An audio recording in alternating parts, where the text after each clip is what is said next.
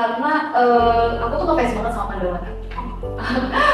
Jujur bener kayak mereka tuh kayak wow keren banget ya, karena kan jarang banget ya ada orang yang kayak punya kesadaran tanpa disuruh ya. Mereka kayak ngambil sampah di sungai, terus kayak ada bangke-bangke itu kan kayak jorok kayak ya ampun jijik banget. Nah kalau misalnya kita terus kayak aduh aku nggak mau deh ya, mereka kan mau kan jarang banget ada orang yang mau pikiran kayak gitu ya buat terjun langsung gitu kan. Nah dari situ tapi aku pengen punya cara aku sendiri yang berbeda gitu kan. Nah kalau mereka sampah di sungai, mungkin aku lebih ke dari segi anak manajemennya, kayak lebih ke bisnisnya. Aku misalnya oh sampah itu bisa jadi bisnis nih. Nah menurut aku itu menarik, jadi aku suka banget. Jadi menurut aku penting banget ya teman-teman. Pada episode kali ini, kita kedatangan sosok inspiratif, Indi Naswa, mahasiswa berprestasi dari program studi manajemen FEB Universitas Pakuan. Indi telah menorehkan berbagai pencapaian luar biasa, mulai dari juara 1 pemilihan mahasiswa berprestasi FEB Unpak, juara 2 poster competition IAOM di Bali, hingga juara Harapan 1 Bogor Innovation Award 2025. Keren banget ya. Awalnya aku kayak ragu gitu sama diri sendiri, kayak misalkan bisa nggak ya, apalagi kalau misalkan udah takutnya tuh ditanya gitu sama jurinya kayak terus kita nggak bisa jawab. Kalau nggak kita nggak bisa mentranslate kan apa yang dia tanya gitu kan, misalkan kita ngerti tapi kita nggak bisa jawab kayak gitu. Menurut aku coba aja dan jangan takut, percaya pada diri sendiri, pasti bisa.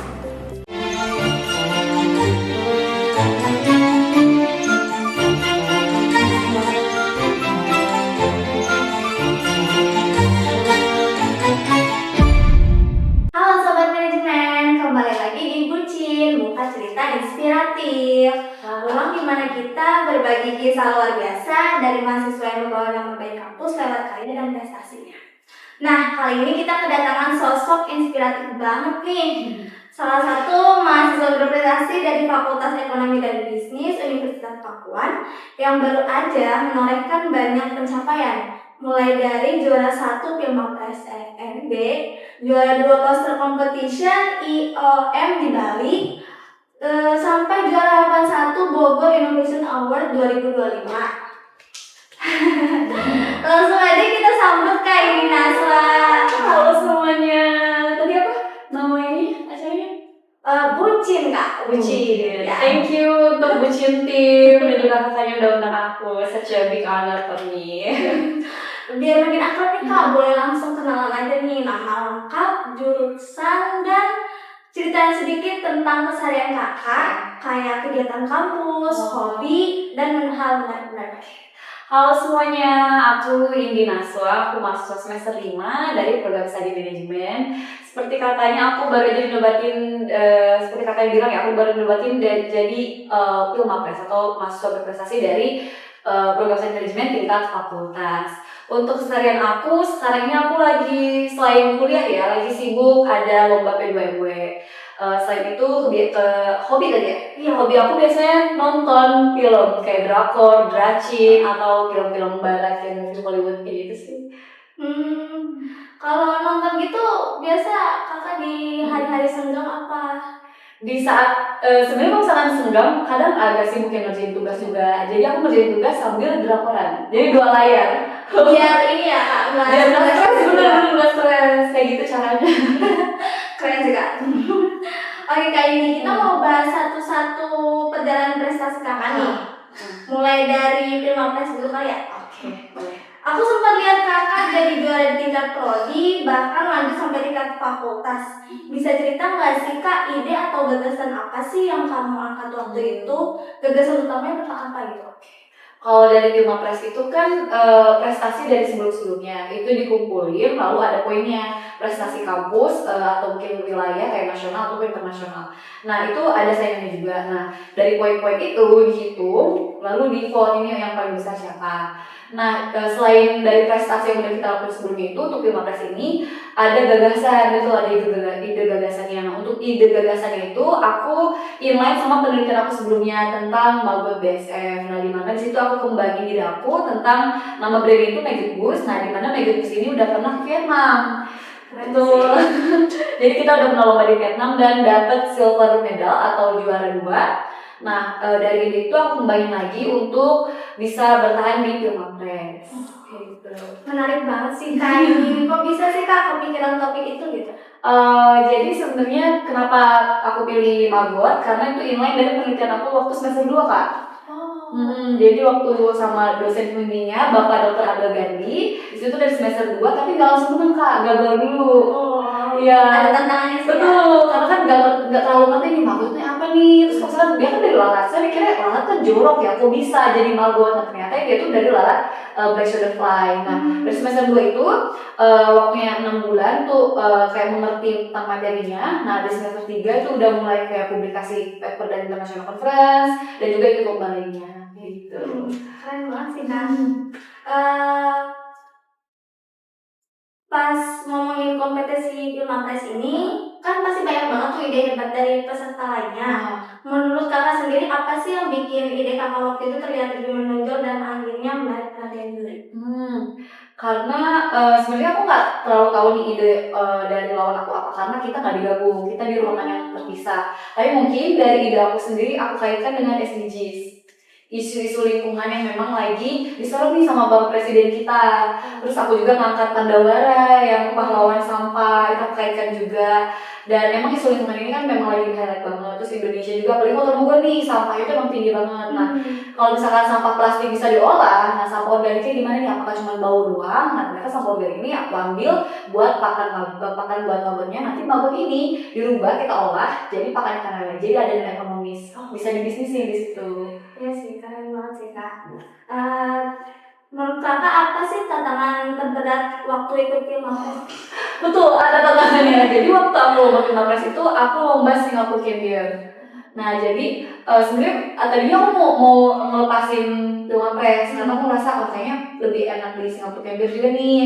Nah tapi kalau misalkan bisa dua-duanya kenapa enggak? Jadi di apa ya lebih ke manage waktunya sih. Jadi misalkan yang lebih prioritas yang mana nih kayak gitu. Tapi misalkan dua-duanya waktu itu bentrok. Jadi kayak bingung nih. Tapi akhirnya saya kerjain dulu yang Pilmapres, baru yang Singapore Campion. Kalau boleh sedikit flashback dari awal perjalanan kakak di FEB dulu, ada nggak sih hal yang pengen kakak ubah atau lakuin dengan cara berbeda gitu? Mungkin sesuatu yang dulu kelihatannya sepele, tapi ternyata penting banget nih buat proses pengembangan kakak sekarang. Ada.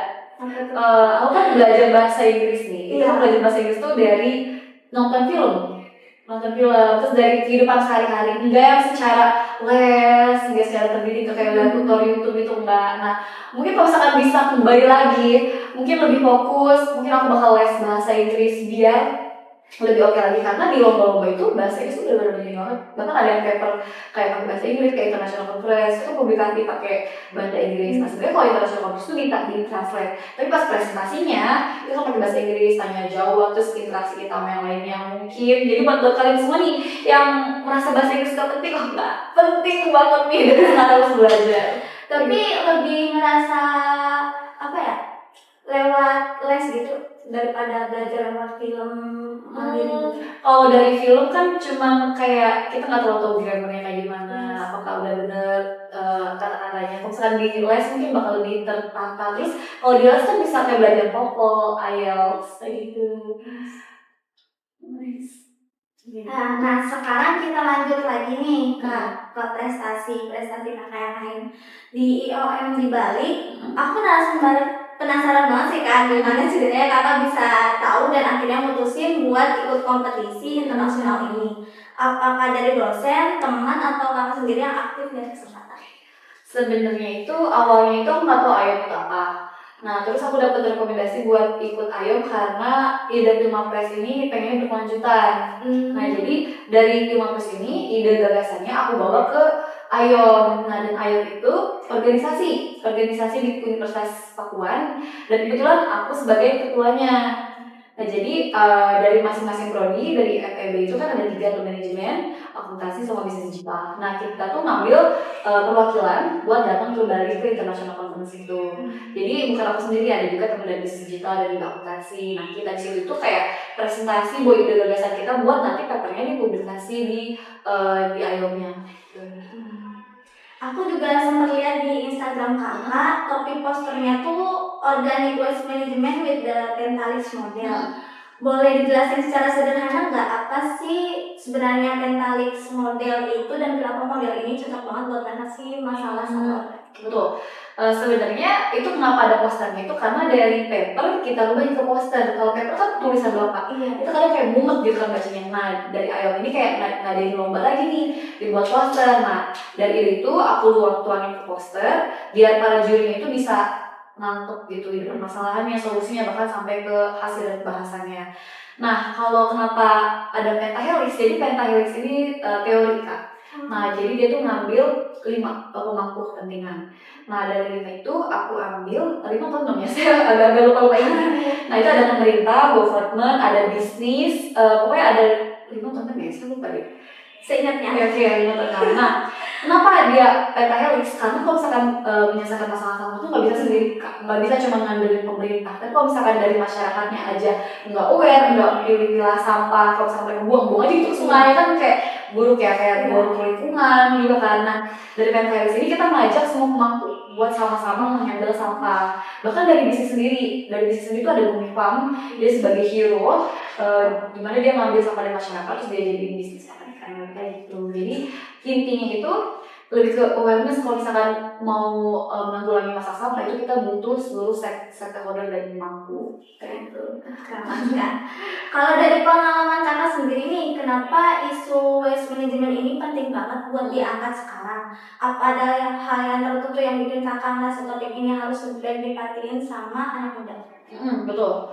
Karena aku tuh ngefans banget sama Pandawana. Jujur bener kayak mereka tuh kayak wow keren banget ya, karena kan jarang banget ya ada orang yang kayak punya kesadaran tanpa disuruh ya.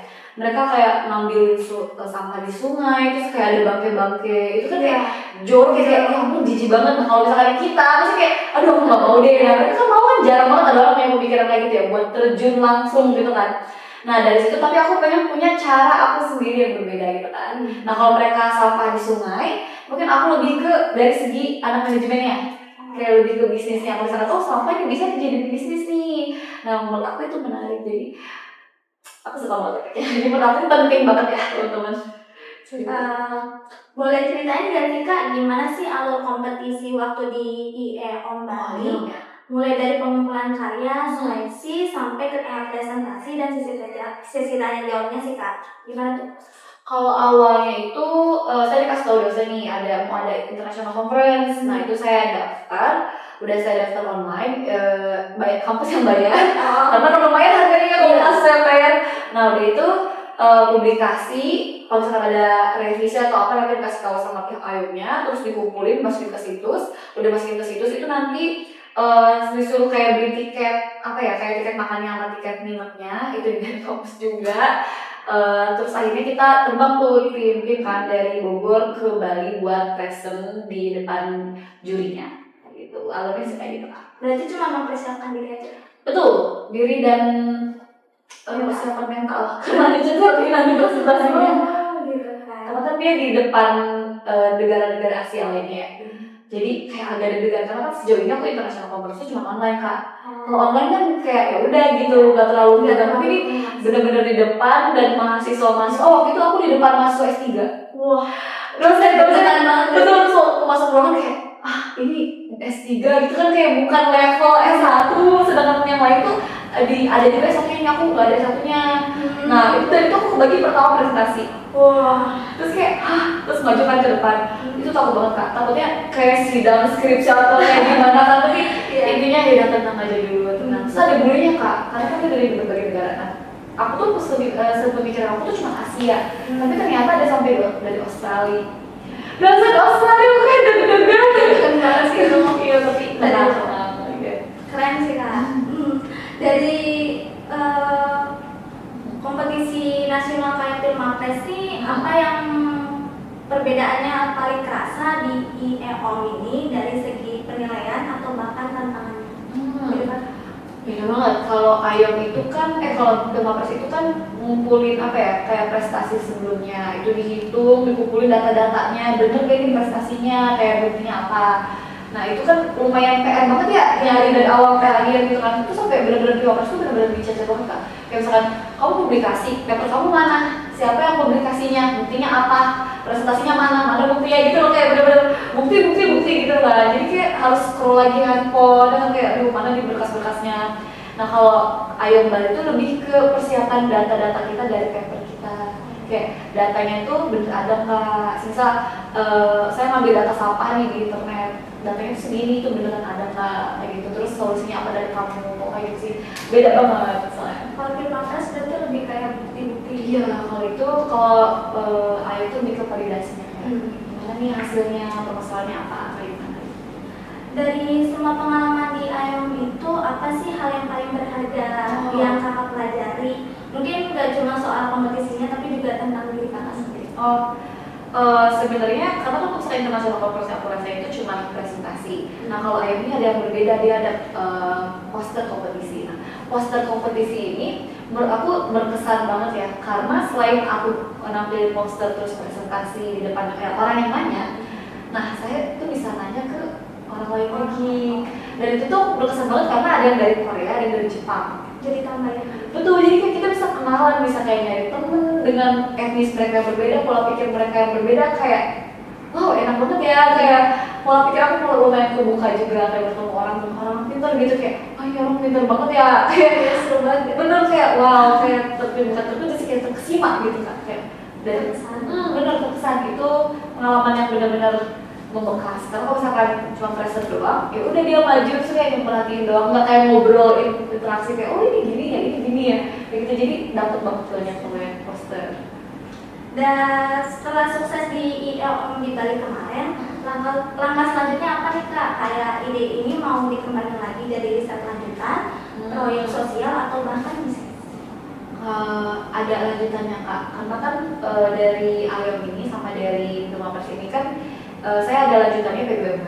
P2M ini tahap awal, dan tahun ini alhamdulillah kita tim berempat itu kita lolos buat KMD Expo. Nanti yang tanggal 19 sampai 22 itu datang ke Magelang sama ketum HNF nih.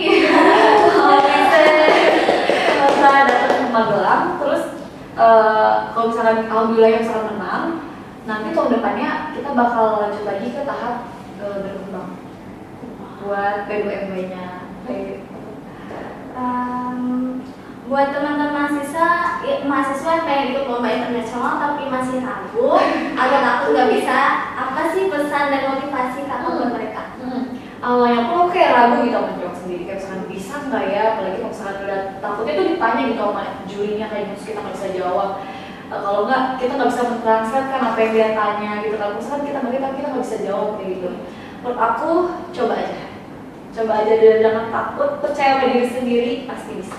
Ingat ya guys. Coba aja dulu. Sekarang kita masuk ke prestasi berikutnya nih kak, yang gak kalah keren, Bogor Innovation Award. Iya.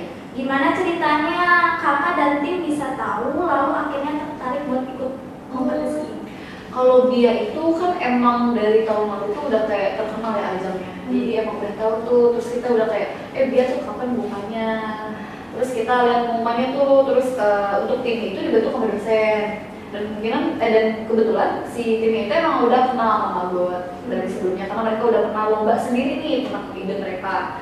Nah itu kita dikumpulin orang-orangnya, ada 4 orang, dan kita jadi satu tim, kita maju buat Bogor Inovasi Award. Itu panjang banget kak. Ya jadi kita ada kayak nyusun dulu di awal, terus ada validasi lapangan, orang dianya itu dalam kompak, terus kita presentasi, udah itu diseleksi lagi, kita presentasi lagi, terus udah presentasi lagi, jangan banget, baru aja kita pengumuman kayak pemenangnya gitu. Aku juga penasaran sih kak, kenapa kakak dan tim pengen mengembangkan gagasan akademik ini jadi aksi nyata di kota sendiri? Ada dorongan khusus nggak buat benar-benar ngasih dampak langsung di Bogor?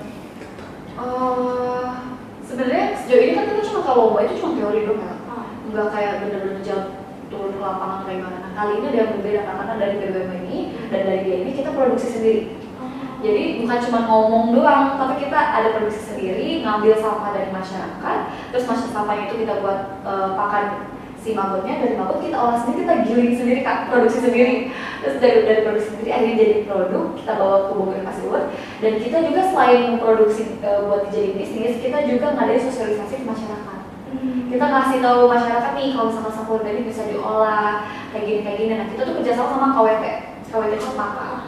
KWT itu kelompok wanita tani. Jadi buat ibu-ibu yang misalnya di rumah tangga yang pengen ada kegiatan, itu mereka bisa join ke kelompok wanita tani atau KWT buat adain aktivitas mereka. Karena dari KWT ini, dari penyampaian materi kami bimbing mereka buat bisa mengelola buat kayak gimana. Gitu. Nah di BIA ini kan kamu kakak dan tim musuh inovasi Manggona ya. Ada hubungannya nggak sih antara Manggona ini dengan konsep pentahelix model yang kakak bawa tuh di Bali kemarin? Betul banget. Jadi untuk di BIA ini kan bakal lebih bagus lagi kalau misalkan ada jurnal yang dipublikasi, jadi ada outputnya. Nah itu dikaitkan sama jurnal yang di IOM. Jadi kalau misalkan nanti di jurinya nanya ini gimana nih, kita bilang kita udah publikasi paper. Jadi yang kita omongin ini tuh ada jurnalnya, jadi nggak kayak sembarang ngarang gitu kan. Nah, dan untuk implementasinya kita emang bener ngelakuin pentahelix itu karena kita bekerja sama yang tadi ada KWT juga, ada peternak ikan lele juga, terus kita juga kerja sama bukan rumah sakit rumah makan dari salah satu tim kita yang punya rumah makan, itu kita kerja sama, kita ambil sampahnya. Jadi kita berkaitan, makanya pentahelix saling bergandengan gitu. Kalau ngomongin prosesnya nih kak, waktu merancang Manggona, kakak dan tim kakak itu mulai dari riset lapangan dulu atau langsung dari konsepnya udah ada? Gimana tuh awalnya sampai bisa terbentuk jadi inovasi yang solid kayak sekarang? Pertama itu kita teori dulu kan, jadi kita lihat dulu kayak gimana nih, kita istilahnya tuh kayak dasarnya dulu. Kita nyari teorinya, nyari jurnalnya, kita baca-baca, terus kita buat rangkumannya, kita susun, udah paham, kita udah ada bekal, baru kita terjun ke lapangan. Nah udah terjun ke lapangan itu kita langsung jadi produknya, kita gagal dulu. Akhirnya kebanyakan lah dari buat kayak itu, terus manggotnya itu mati lah, terus terlalu lembek, misalnya kita rebus terlalu lama atau kayak gimana. Nah akhirnya itu kita coba berkali-kali buat akhirnya bisa jadi pelet ikan lele. Dan awalnya itu kita uji coba ke lele kita kan, lele kita jadi putih kan. Kok bisa putih? Dari kita jadi putih.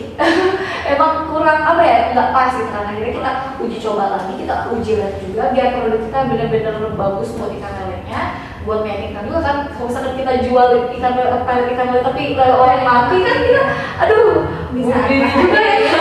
Aduh jadi kayak masalah kan. Nah ini kita uji coba dulu berkali-kali gagal, dan akhirnya sampai akhirnya kita bisa jadi produk itu proses berkali-kali produksi. Dari sekian banyak solusi buat masalah sampah, kenapa akhirnya kakak dan tim fokus buat ke Manggot? Ada alasan khusus nggak sampai akhirnya yakin kalau ini solusi paling enak?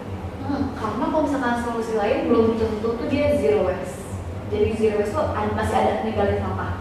Nah kalau dari Manggot ini bahkan sampai ke bekas makan dia itu bisa jadi pupuk.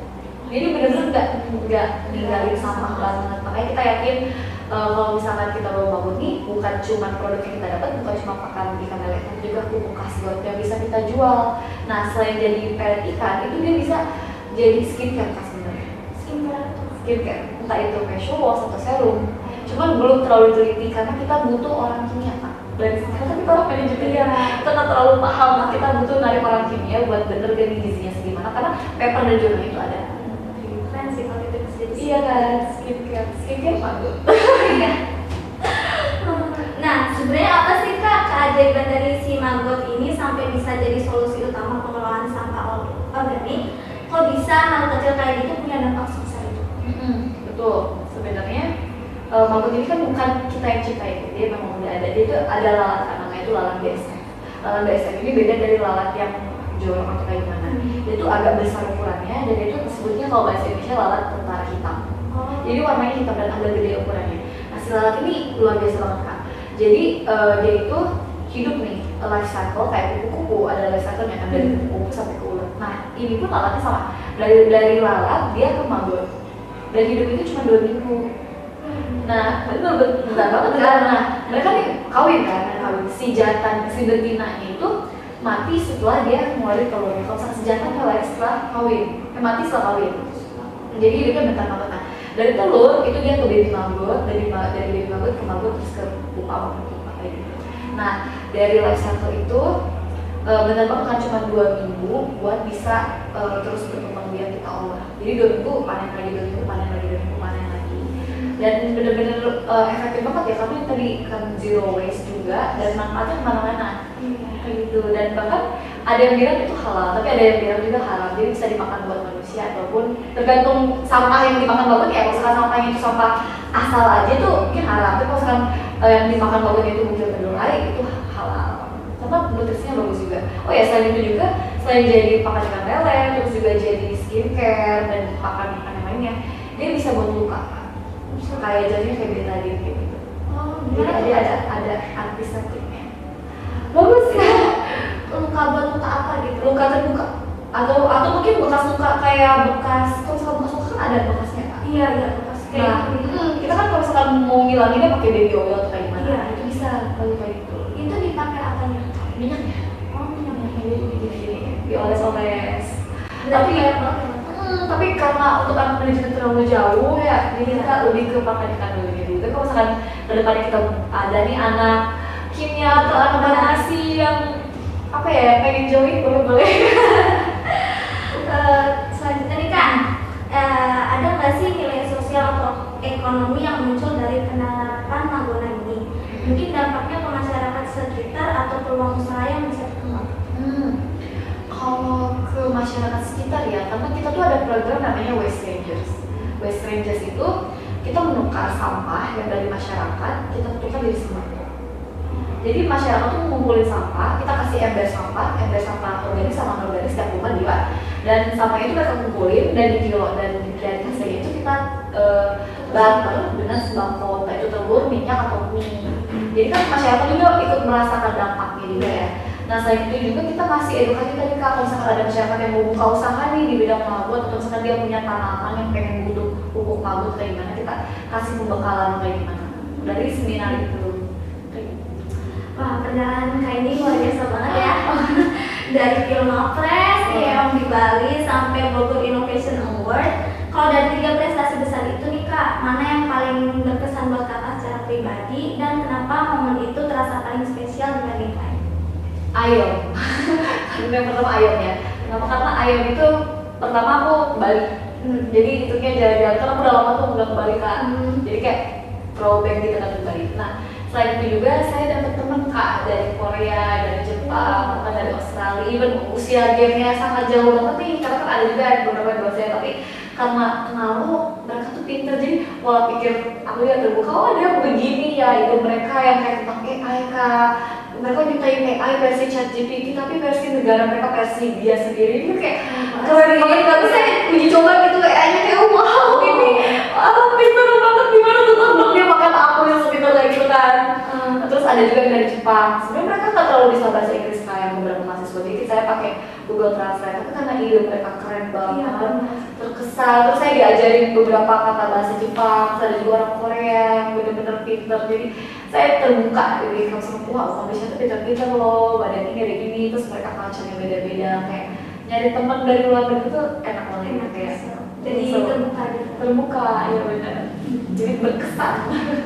Dari seluruh perjalanan Kakak ini, apa pelajaran yang paling berharga yang Kakak dapati tentang gimana caranya mewujudkan ide jadi sesuatu yang benar-benar berdampak?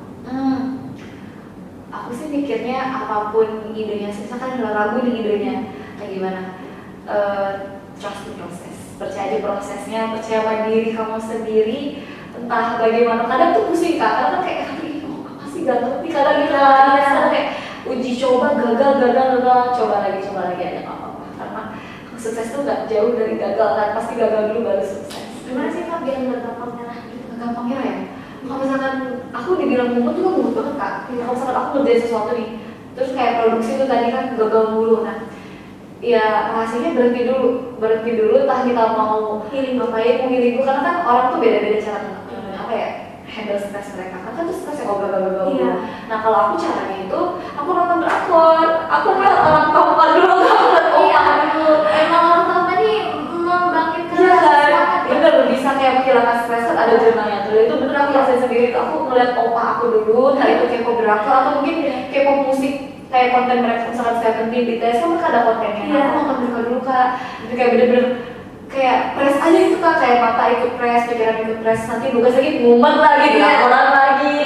Bener, makanya saya kadang-kadang 2 layar. Nah tapi kalau misalnya udah stres banget kak, kayak bener-bener the level of stress. Karena kan saya pernah beberapa lomba itu berbarengan, itu stres banget kak. Karena kan di satu sisi juga matku, satu sisi juga lomba, bentrok. Saya kedufan kak, saya teriak. Saya tuh seneng banget nonton, bukan nonton, naik wahana yang ekstrim. Iya. Ya itu saya teriak kayak, Gitu ya. iya terus udah gitu udah kayak Rasanya lagi, seneng. iya benar. Terus berburu lagi kayak, fighting lagi. Terakhir nih kak, kalau nanti ada adik-adik yang mahasiswa manajemen yang pengen ikutin jejak kakak, apa pesan paling penting yang ingin kakak sampaikan buat mereka? Pertama, kalau misalnya kalian pengen ikut lomba terus takut, itu normal sih ya. Jangan takut, coba aja dulu. Dari kalau sama udah coba nggak menang, nggak apa-apa. Aku pun sering nggak menang kan, sering nggak menang, udah coba aja terus. Selain itu juga kalau misalkan kadang kan kita kayak ragu ya, wah gimana nih manajemen waktunya, apalagi ini nggak apa, kalian coba aja selagi kalian semester awal karena udah semester tuh kayaknya udah kepikiran sih deh. Udah skripsi kan, udah beda lagi bab yang dibahasnya. Jadi menurut aku kalian kan masih semester 1, 2, 3, 4, 5 kan. Menurut aku coba aja terus. Selagi kita muda, kita manfaatkan privilege kita sebagai mahasiswa. Karena kalau udah bukan mahasiswa, kita nggak bisa lagi ke lomba kan. Nggak bisa lagi bertarung, memperluas jaringan ke kampus lain. Mikirnya skripsi gitu. Betul, mikirnya udah skripsi sidang, dosen pembimbing gitu. Udah kayak pusing. Nah, sebelum kita tutup obrolan nih kak, waktu kita masuk ke sesi yang paling seru, yaitu segmen jawab cepat. Aku bakal kasih beberapa pilihan dan pertanyaan ringan. Kakak tinggal jawab secepat dan sejujur mungkin. Yang pertama, belajar di malam hari atau bangun pagi buat belajar? Kalau misal belajar ini buat apa dulu? Buat ujian atau buat biasa? Buat ujian nih. Buat ujian atau pagi? Subuhnya, jam 6-nya ya. Tapi kalau misalkan buat kayak presentasi atau buat lomba itu aku malamnya. Kenapa? Kalau misalkan pagi, nggak tahu ya, otak aku lebih masuk. Kalau dadakan gitu lebih cepat masuk apa? Karena mungkin pagi tuh ini ya kosong. Oh, Jadi kayak masih nggak- baru gitu. Jadi kalau misalkan nggak ada suara apa ya, bising atau apa kan, ini pagi-pagi itu baru bangun minum gitu kan, kalau kalian pakai itu belajar itu kenapa langsung masuk aja daripada siang atau malam. Kalau siang ke malam tuh karena udah capek atau? Nah kalau siang ke malam sama presentasi doang, ya udah deh gak usah bangun pagi, malamnya aja baca aja gitu kan. Karena aduh males banget nah kan. Kayak mager gak sih kalau cuma buat presentasi itu terus belajar paginya, biasanya aku malamnya kayak gitu. Kalau misalkan buat ujian kan beda ya, seminggu tuh aku bangun pagi, bangun jam 4 atau jam setengah 4 buat baca doang. Yang kedua nih kak, presentasi di depan dosen killer atau debat sama teman satu tim? Debat sama teman satu tim. Kenapa tuh? Kalau dosen killer pertanyaannya tentunya kita nggak bisa jawab, biasanya tentunya kayak pertanyaannya di luar yang saya bisa. Tapi kalau sama temen kita masih bisa nulis gitu, masih bisa tanya jawab kayak brainstorming sama mereka. Karena kadang debat tuh lebih enak gitu kan. Kalau misalkan pemikiran kita sempit nih, kayak gimana teman kita kasih arahan kayak kamu nggak bisa gini, lebih enak menurut aku ya. Iya. Daripada pada saya bilang aku tuh nggak bisa salah jawab sama kayak gimana. Iya benar-benar sih kak. Yang ketiga nih, kerja tim atau kerja individu? Tergantung berat tugasnya kak. Kalau berat banget better tim, sama kan aduh bagi-bagi tugas enak kan. Iya. Tapi kalau sangat ringan jadi individu aja. Kalau kerja tim kayak gitu, biasa misalnya kak, kalau ada yang satu nggak kerja gitu, kakak gimana? Gimana ya? Buat kelas dulu atau buat apa dulu nih? Buat mungkin presentasi deh yang Buat ringan. ngasih tahu buat ringan. Sebenarnya kalau misalkan mau dicoret itu kasihan kak. Kenapa? Karena kan dia juga bayar SPKT SKS. Pertama tuh kalau misalkan dia nggak kerja, aku marahin dulu, bukan marahin ya, kayak ngasih wejangan gitu masukan. Kalau misalkan karena kan gak enak ya, gak enak di dia, gak enak di kita kan. Iya. Tapi kalau misalkan emang udah greget banget kayak dia nggak pernah masuk, nggak pernah kerja atau kayak gimana, itu aku baik lagi diskusi sama temen aku. Tapi kalau misalkan lebih baiknya sih tetap dimasukin karena kan dia juga bayar SPKT. Aku kasihan gitu sih karena kan itu uang gitu kan, uang orang tuanya, saya banget dia nggak dapat nilai. Tapi mungkin kalau misalkan temen aku kayak udah coret aja, ya udah nggak mau gimana lagi coret kayak gitu. Apalagi nih, yang keempat nih, ngerjain proposal atau laporan akhir? Proposal atau laporan akhir? Laporan akhir. Kenapa tuh? Apa sekali kan? Di akhir gitu kan? Oh iya ya, Kalau proposal kan di awal. Iya kan, betul. Laporan akhir. Yang kelima, dapat ide di tengah malam atau pas nongkrong bareng teman? Tengah malam. Karena kalau misalkan tengah malam ya, sebenarnya saya skincare di malam kan. Karena itu kita ngelamun, tiba-tiba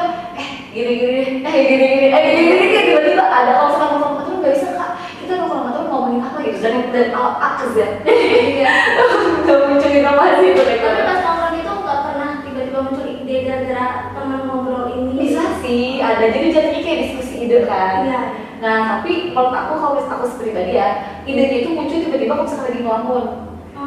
Kalau ngelamun sih, aku di motor kan di motor nggak ngobrol tuh kayak gimana sendiri kan, aku nggak dengerin musik tiba-tiba, kayaknya kalau idenya begini enak deh ini kayak ngomong-ngomong diri sendiri gitu. Selanjutnya nih Kak, kuliah pagi atau kuliah siang? Kuliah pagi, siang panas. Cewek gak suka matahari. Kalau pagi tapi ngantuk gitu nggak sih? Iya ngantuk banget tapi nggak apa deh ngantuk daripada kena matahari. Iya sih, panas ya. Karena sekarang kan aku anak PP ya, jadi suka belang. Kalau misalkan saya pakai helm terus bajunya segini gitu kan, lehernya belang, mukanya enggak. Kalau misalkan nggak pakai sarung tangan, ini yang belang gitu. Jadi aduh nggak mau ketemu matahari. Oke nih Kak, selanjutnya kopi atau teh waktu begadang tugas? Kopi kan kalau buat begadang ya. Iya, begadang. Karena biar nggak ngantuk. Kalau udah ngantuk tuh udah gabut, biasanya kayak udah aduh pengen tidur, udah deh ya tugasnya besok lagi gimana hari esok. Serahkan kepada diri lu yang hari esok gitu kan. Jadi kopi sih. Tapi pernah ngantuk gak harus minum kopi gitu kan? Iya, kalau udah ngantuk banget, udah ngantuk gitu ya. Terus kopinya tuh kayak nggak berefek gitu kan untuk ngantuk, udahlah serahkan sama diriku yang besok gitu. Iya. 3 kata yang menggambarkan diri kakaknya. Udah berat nih. Ayo, percaya diri. Oke, bisa diri. 3 kata ya? Ini 3. Pretty. Aku malu. Bisa dikata. Ayo keluarkan semuanya. Oh, ini kasih pede ya. Jadi kalian jangan menghujat aku ya kawan-kawan. Pretty, smart, and happy. Tapi emang bener ya guys ya, orangnya cantik banget gitu, pinter juga. Yang baper nih kak. Yang terakhir nih Kak, kalau dikasih kesempatan kolaborasi sama tokoh inspiratif, kakak pengen banget siapa? Tokoh inspiratif ya. Iya, Aku pengen sama kompetitor dari Bimek deh. siapa tuh Kak? Banyak. Semisal kompetitor dia entah itu make aksi make box atau make fit kan banyak tuh. Pengen nih kayak pengen nempelin diri ke company yang lebih besar gitu kan. Karena kita benar-benar merangkak sendiri nih. Kita nggak punya apa ya, nggak punya buat bersender buat bersender. Terus kan kita punya apa ya, role model. Misalnya kita bisa nempelin ke brand besar, kita bisa menuangkan ide kita kayak gimana. Karena mereka punya secara sumber daya ataupun punya secara apa ya, finansial atau kayak gimana. Jadi lebih enaknya ya nempel ke brand yang lebih besar buat ide kita bisa terrealisasi. Kalau misalkan kita punya ide tapi kita nggak punya sumber dayanya, gimana juga kan. Jadi cuma ide doang. Udah sih Kak, itu segmen jawab cepatnya. Nah, selanjutnya nih guys, luar biasa banget ya Sobat Manajemen nih. Banyak hal yang bisa kita pelajari dari perjalanannya Kak Indi Naswa. Mulai dari keberanian untuk mencoba, sampai konsistensi dalam mewujudkan ide dan dampak nyata. Makasih banyak ya Kak Indi udah Makasih meluangkan juga. waktunya. Semoga prestasi dan semangatnya bisa menular ke teman-teman semua. Sampai jumpa